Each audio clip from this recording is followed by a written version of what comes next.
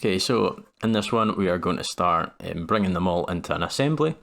You can make whatever you want. If you just watch this video and then give it a try for yourself, you can make whatever shape you want. Maybe you want to do a wee practice one, but then if you want to actually make something out of the Lego bricks, then you can do that as well.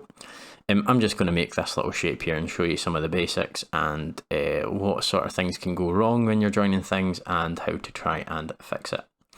So I'm going to do something a wee bit different this time. So we're still going File and New, but this time we're going to go into the Assemblies and you're going to go to Standard mm.iam.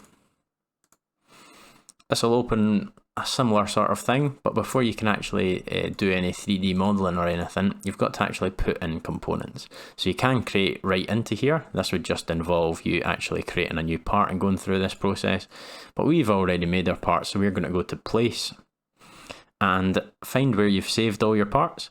You can actually click them all. You can hold Shift to click them all, or you can drag and click them all, or hold Control and select certain ones. I'm just going to hold Shift and click right up to the end. Click OK, and I'm going to click again, and I'm going to then right click and then click OK. And this will put in all of your components. If you want multiple of any, you can just click it, do Control C and Control V, and wherever your mouse is, it will create even more. I don't want that many though. So I'm going to start by constraining this part and this part. You can move them about, but once you start constraining them, there'll be some limitations on what you can actually move. So I'm going to go to Constrain, and I'm going to first try and select an edge and an edge, and they'll snap together. If I click Apply and cross this off, you'll see that there's still loads of movement in this, which isn't really what we want.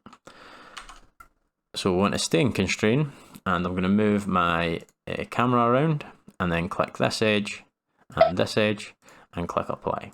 I'm going to do this a few more times and see if we run into any problems. So I'm going to click an edge, click Apply, click an edge, click Apply, and I'm going to do the same over here, edge, and then you'll see that it's actually came in at the same orientation that it was. Now I could click Apply and see if I can drag it around, but sometimes you can't actually click it when it's inside an object and it gets a wee bit tricky, so I'll show you another way you can do it. So rather than doing it on our edge and our edge, you can click the bottom surface. You see I'm just scrolling in there with my mouse. I'm going to scroll in here so I can click this face, so it's face to face this time, and there it is the right way, so we're good there. You can click Apply, and then we can do an edge, and I'll spin it around and do this edge.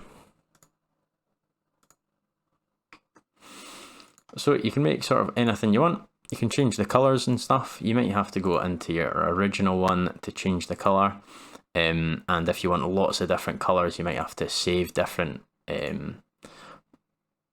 call them different parts and name them different colours. I'll just try and put them all the same colour for ease of use.